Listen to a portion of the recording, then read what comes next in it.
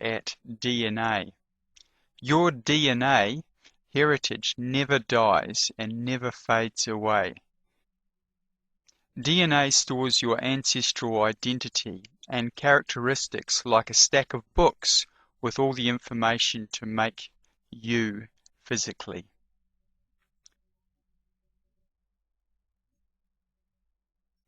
Biblically, the seed line of the race that you belong to is determined by who your father is, not your mother, although it's important to have good mums. So if you trace your family line through your father and then his father and his father, you'll find out what race you're from or what tribe or nation. So the lost tribes of the house of Israel may not know who they are, but they have not disappeared. They have not become diluted. All the biblical genealogies are patriarchal, so that means that you're your father's son and his father before him and so on and so forth. So the seed line never diminishes. So the actual 70 nations that are mentioned in Genesis after the flood still exist physically. They don't get diluted. No matter how much people mix the nations around, you might have people in America that are from a number of different nations, but they still belong to their ancestral family lines. And there are many in the world today, especially in places like America or Australia or New Zealand, but not only those places, Canada, but elsewhere, that are from the lost tribes. And Joseph was promised some pretty amazing promises. We'll have a look at that now. Joseph's life starts in Genesis chapter 30, and we read of him in chapter 33 and 35. And we read about his betrayal in Genesis chapter 37, and his life in Egypt in chapters 39 to 50. So Joseph is Jacob's 11th son and his favorite, and he's the firstborn of Rachel, his the wife that he loved. Rachel had to wait a long time before she had Joseph. And Joseph is given a prophetic dream that his brothers will bow down to him. And his brothers become jealous and sell him to the Ishmaelites at age 17. In this picture here, it shows Joseph being a little bit younger, but he's actually 17 years old when he was sold by Judah and the brothers to the Ishmaelites. Here they are with their camels. Ishmael, they are the sons of Abraham, whereas the Israelites are the sons of Jacob.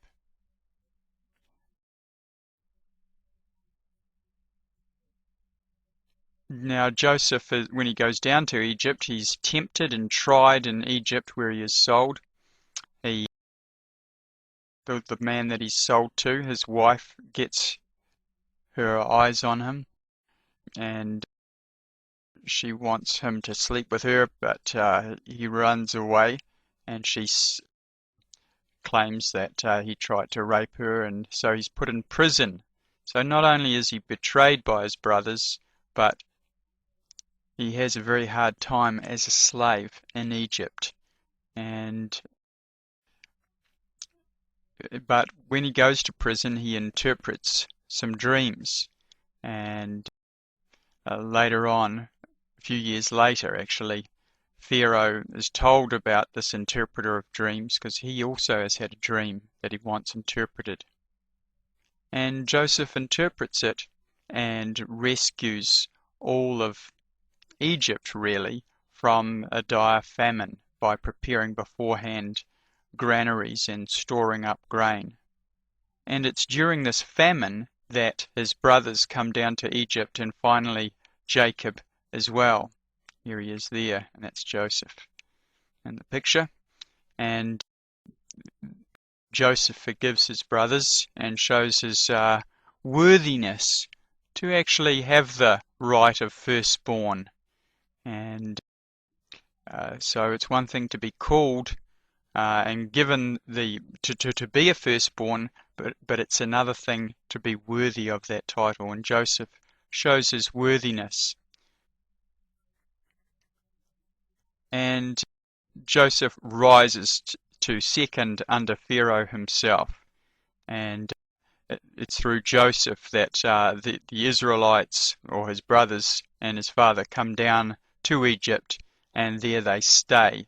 And they live there for a number of quite a few hundred years. And Jacob gives Joseph some amazing prophecies or blessings for him and for his children. And we'll read about that now.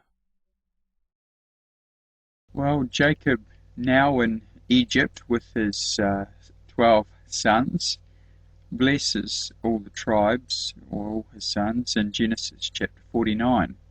And he has a special blessing for Joseph as well. And he says, Joseph is a fruitful bough, even a fruitful bough by a well, whose branches run over the wall. The archers have sorely grieved him, and shot at him, and hated him. So two things here.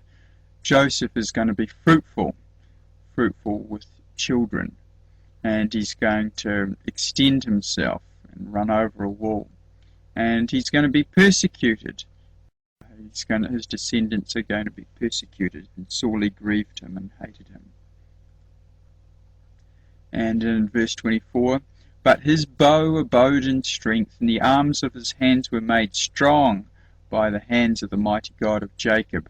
From thence is the shepherd, the stone of Israel.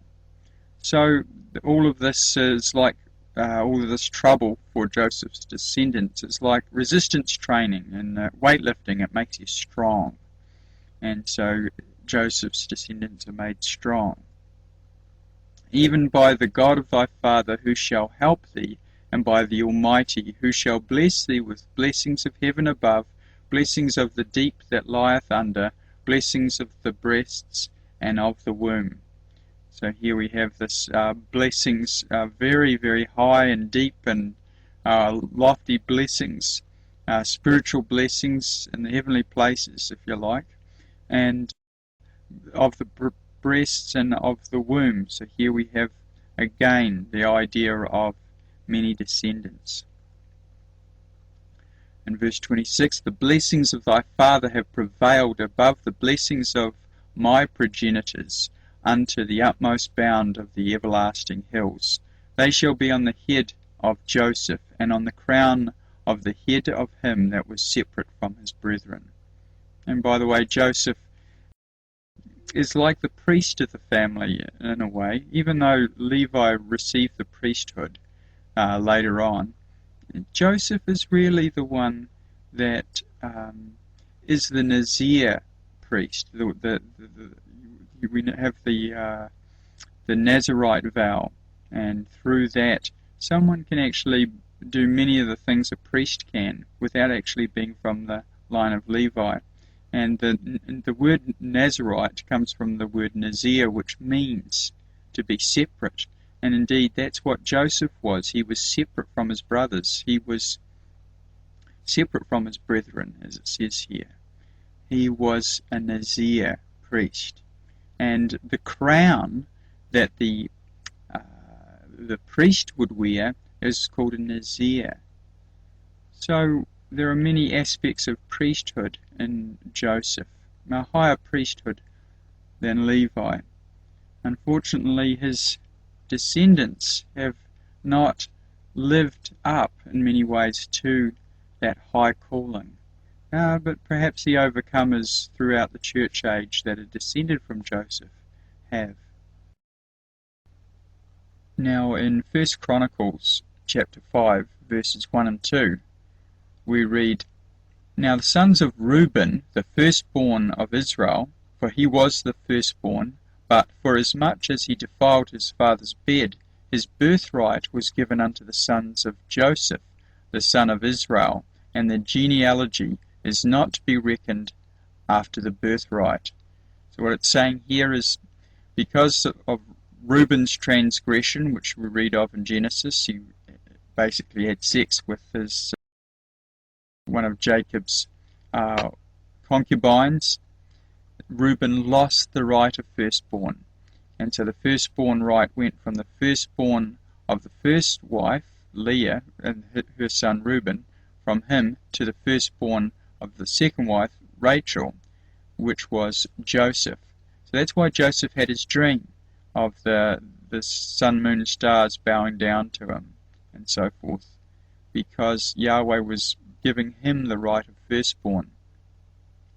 So he wasn't the firstborn, he was the second firstborn of the second wife, if you like.